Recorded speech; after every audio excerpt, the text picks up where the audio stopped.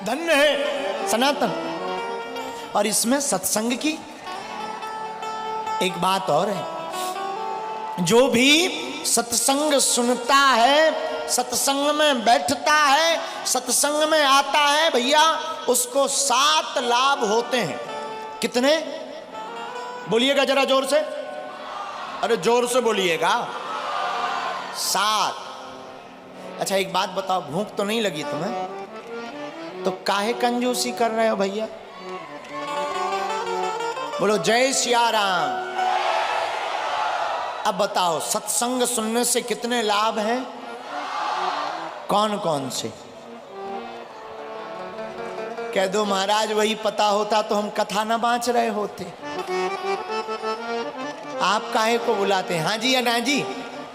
मैं से एक बात बोले, राजस्थान के लोग होते बहुत बढ़िया हैं, बहुत अच्छे होते हैं राजस्थान के लोग। सुनिए सत्संग के 7 लाभ।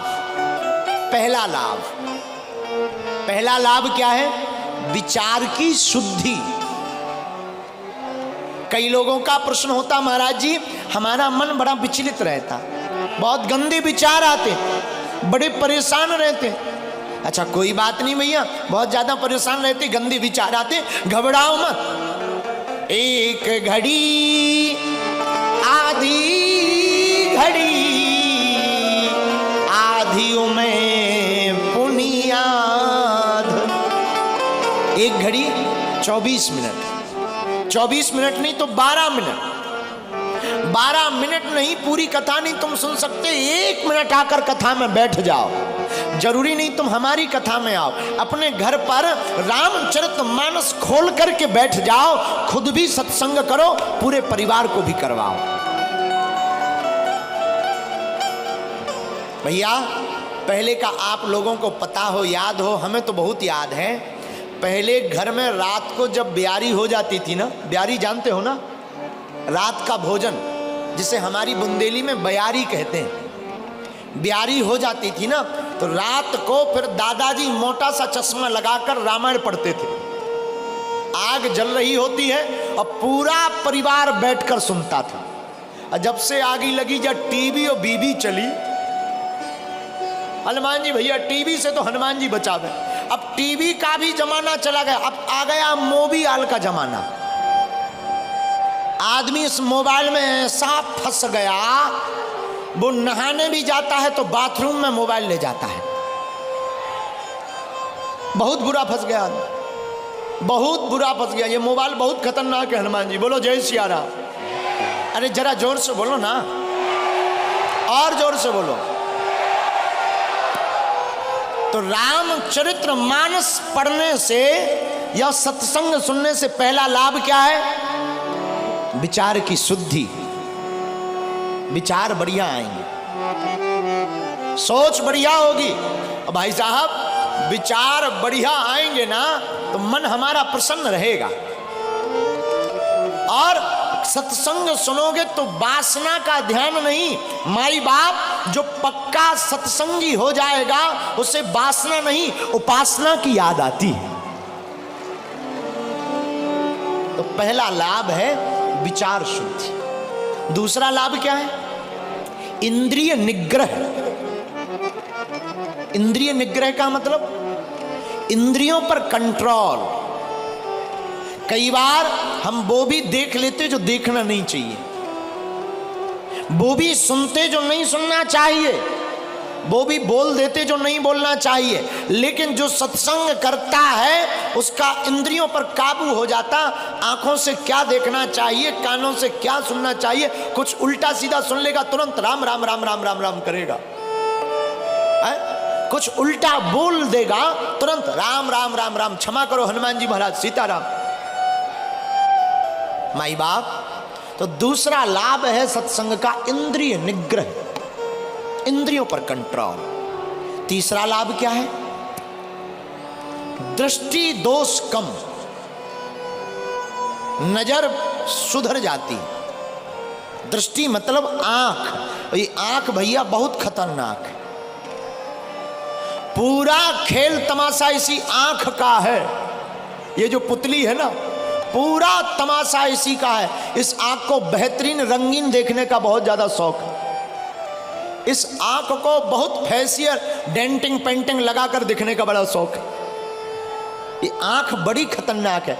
माई बाप आंख अगर सुधर गई कि क्या देखना, कब देखना, किनका दर्शन करना, वो आदमी जीते जी मुक्त हो जाता है।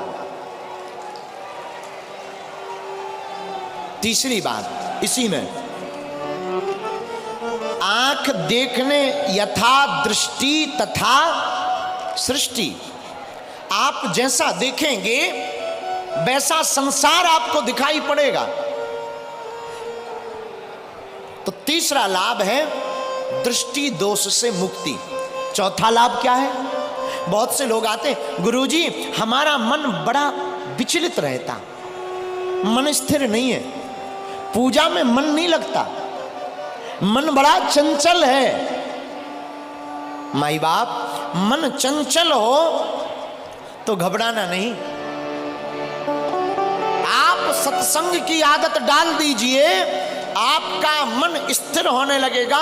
धीरे धीरे धीरे धीरे आपके मन पर रसरी आवत जायते सिल पर परत निशान।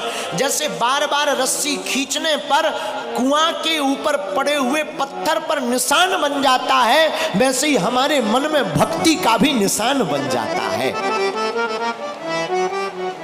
बोलो जय सिया राम। ये चौथा लाभ। पांचवा लाभ क्या है? मनुष्य की बुद्धि की शुद्धि। बुद्धि शुद्ध कैसी हो, कैसे हो? बुद्धि बुद्ध कैसे बने, बुद्धि प्रबुद्ध कैसे बने? माई बाप ये तभी संभव है जब आप सत्संग सुनेंगे। रामचरितमानस कहती है, पढ़िएगा चौपाई कभी। बिनु सतो संग विवेक न होई,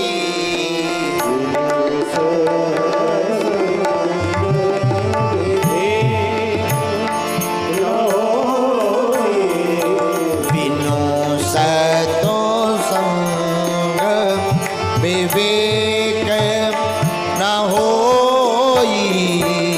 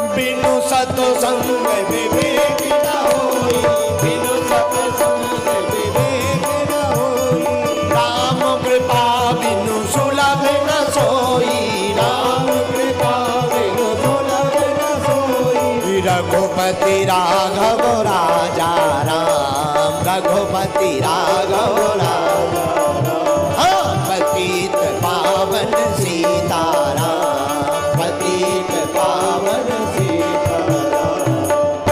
बिनु सतो संग विवेक न होई।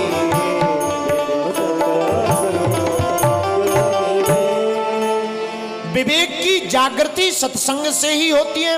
आप कथा में जब तक बैठेंगे नहीं तब तक आपका विवेक बलवान नहीं होगा, और विवेक जागृत नहीं होगा तो बुद्धि शुद्ध नहीं होगी, बुद्धि शुद्ध नहीं होगी तो आप प्रबुद्ध नहीं होंगे। लेकिन कथा में बैठने लगेंगे तो बुद्धि जाग जाएगी और बुद्धि शुद्ध हो जाएगी और बुद्धि प्रबुद्ध भी हो जाएगी। आहा, इसलिए माई बाप राजस्थान के पागलों, हमारी प्रार्थना है एक घड़ी ही सही रोज भगवान की कथा की आदत डाल लेनी चाहिए। आदत ठीक होती है, लेकिन कई लोग तो अर्थ का अनर्थ कर देते हैं। राजस्थान में एक आदमी पेड़ पे उल्टा लटका था, उल्टा। हम मिले, हमने कहा क्या हुआ, कहाँ के हो? बोले 12 जिला के हैं। क्या नाम है? चंगीलाल। उल्टे क्यों लटके हो? बोले दरअसल हमने सिर दर्द की गोली खाई है। तो हमने कहा उल्टे लटकने से क्या मतलब? बोले बा सीधे रहेंगे तो गोली पेट में नहीं चली जाएगी। बताओ ये अर्थ का अनर्थ है कि नहीं? बोलो जय सिया राम, जोर से बोलो। अर्थ का ये अनर्थ है, अर्थ का अर्थ यही है। आपकी कुछ समझ में न आवे, देखो बहुत तेज धार चल रही हो तो पर धारा के विपरीत नहीं बहना चाहिए। हाथ पांव छोड़कर अपना बचाव करके धारा के साथ बह लेना चाहिए। ऐसे ही कथा की धारा है, ये बह रही है आपको भी। अच्छा एक बात कभी आपने सुना, सोचा कथा में दोनों हाथ क्यों उठाते हैं? बताओ क्यों उठाते हैं? बोलो क्यों उठाते हैं? जब कोई डूबने लगता है तो वो कैसे करता है? बोलो हाँ जी या ना जी? कोई डूबने लगता है तो दोनों हाथ ऊपर करता है, बचाओ बचाओ बचाओ। उसी प्रकार हम लोग भी इस संसार सागर में डूब रहे हैं। जब कथा में आकर के ज्ञान होता है तो दोनों हाथ उठाकर परमात्मा से कहते हैं पकड़ लो हाथ बनवारी, नहीं तो डूब जाएंगे। है? ये विवेक कब जागृत होगा? प्रभु चरित्र सुनबे को रसिया। जब भगवान की कथा सुनोगे तो विवेक जागृत ही होगा। तो पांचवा फायदा लाभ सत्संग में मनुष्य की बुद्धि की शुद्धि होती है। और छठवां फायदा क्या है? भक्ति दृढ़ हो जाती है। आहा, जो भक्त होते ना, जिन्हें भगवान से प्यार होता है, जिन्हें परमात्मा से प्रीति होती है, जो भगवान के नाम का जाप करते हैं, जो प्रभु की याद में रोते रहते हैं। अरे भैया भगवान की याद में जो रोता है वही तो भक्त कहलाता है। बड़ा बेचैन रहता हूँ तुम्हारी याद में मोहन, बड़ा बेचैन रहता हूँ तुम्हारी याद में मोहन, तुम्हारे बिन ठाकुर जी जिया अब नहीं जाता है, तुम्हारे बिन ठाकुर जी जिया अब नहीं जाता है। आहा, जो परमात्मा का भक्त होता रोता है, आंखें झरझर करके आंसू बहाती। अच्छा, भक्ति से रोने का संबंध क्या है?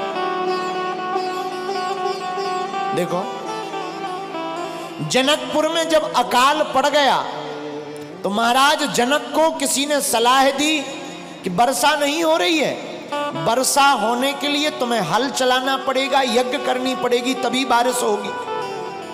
महाराज जनक ने हल चलाया और उस हल का फल यह निकला कि हल का फल घट से टकराया और भक्ति माता जानकी पृथ्वी से प्रकट हो गई।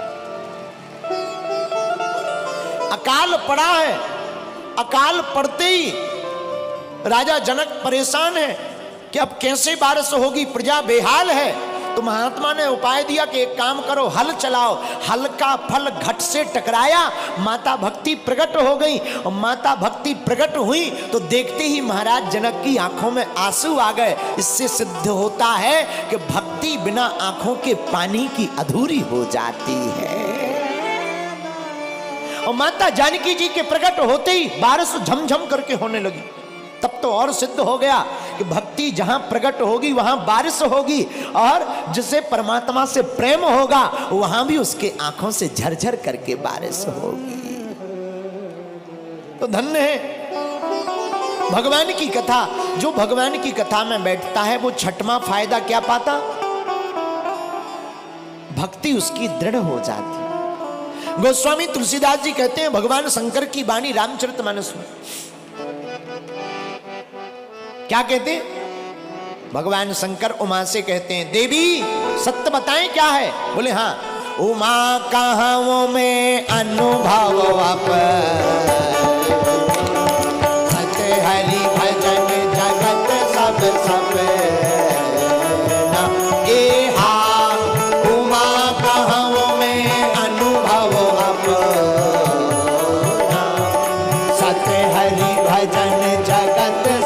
सब श्री राम जय जय राम। गाइए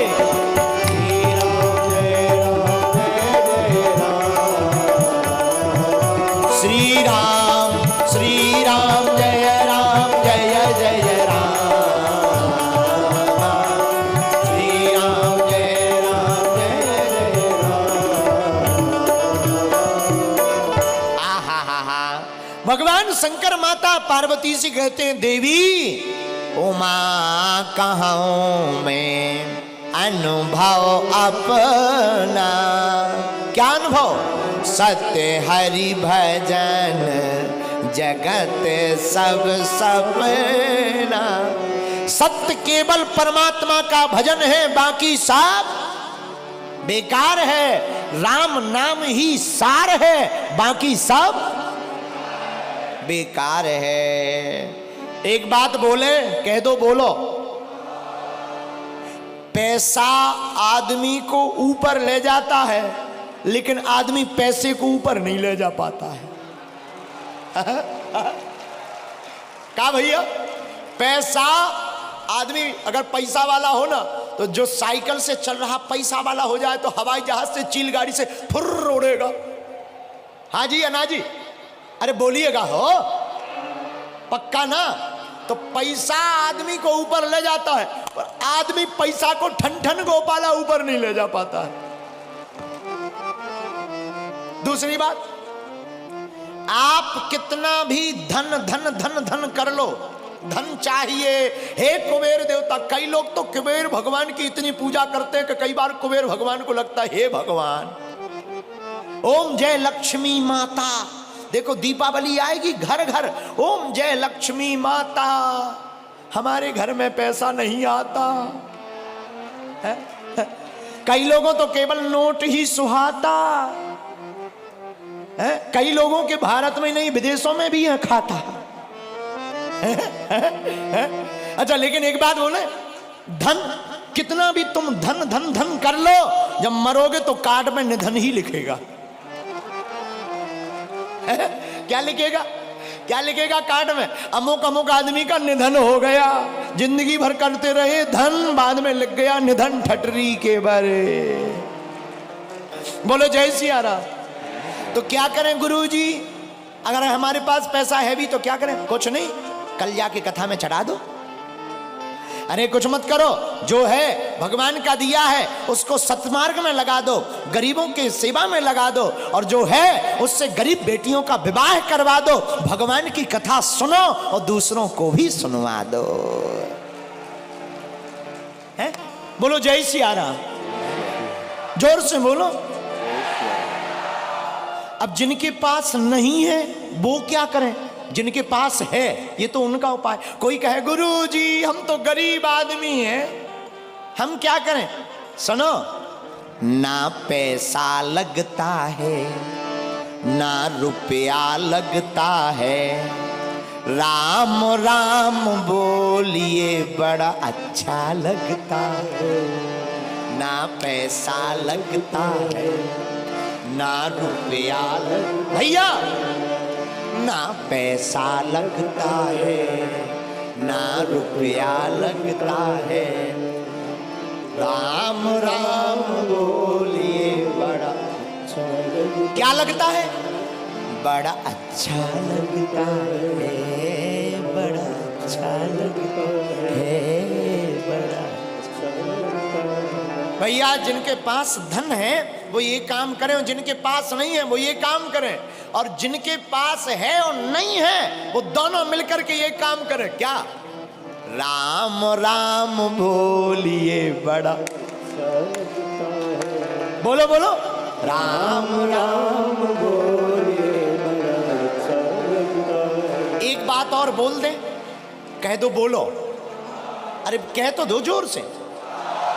राजस्थान के पागलों, हमारी सुनो, अपने घर के बाहर सीताराम लिख दो, एक एक लाल झंडा लगा दो। पूछो क्यों? पूछो। रामायुध अंकित गृह, शोभा बरनी न जाए, नव तुलसी का वृंद तहे, देखे हर से कबीरा।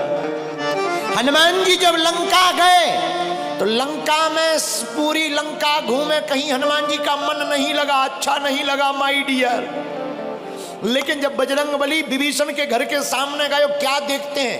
रामायुध अंकित गृह, राम राम लिखा है, राम जी के चिन्ह बने, आयुध बाण, शोभा बरनी न जाए।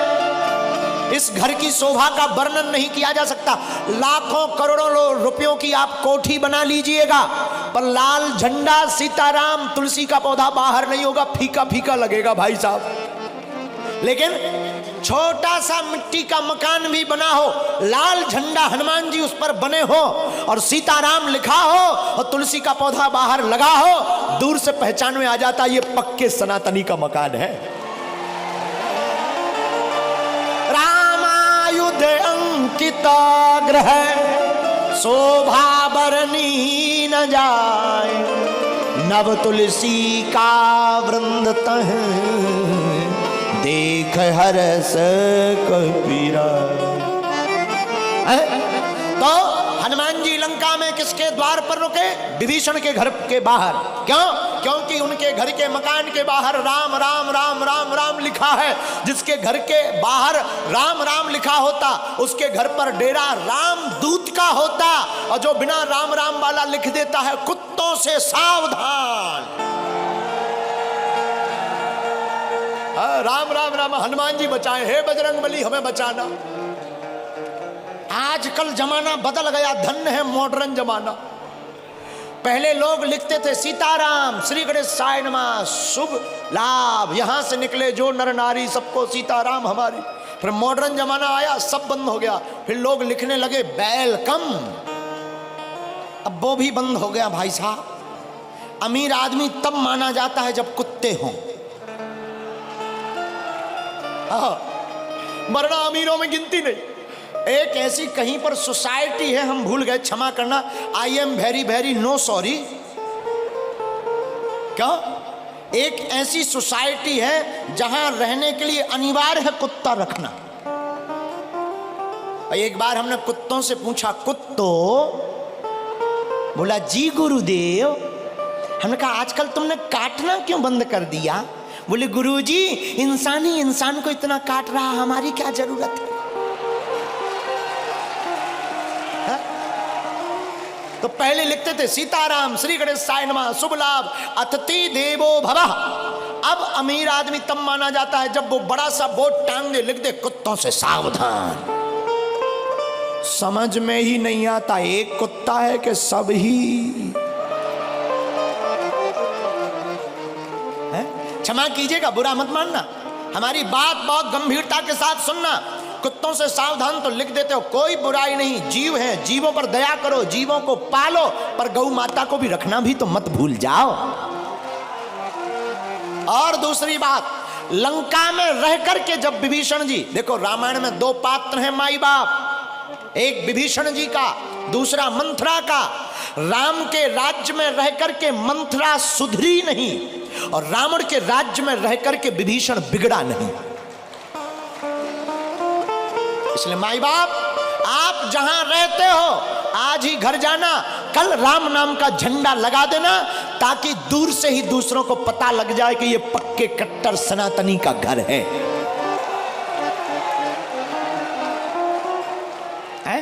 माई बाप, ऐसा हम क्यों कह रहे?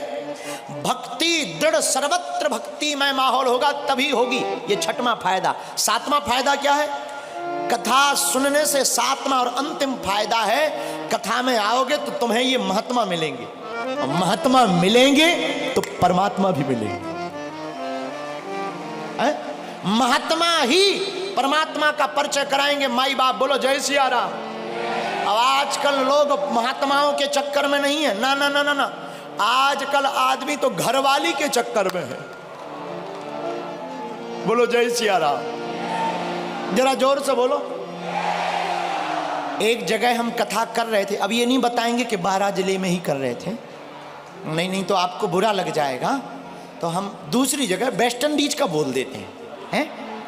हम दूसरी जगह कथा कर रहे थे, हमने कहा माइक से, भाई स्वर्ग किस किस को जाना है हाथ उठाइए। सबने हाथ खड़े कर दिए। एक आदमी राजस्थान का 12 जिले का वहीं बैठा था, उसने हाथ खड़े नहीं किए। हमारा दिमाग खराब, हमने माइक से ही बोला, क्या बात है ताऊ, स्वर्ग नहीं जाओगे?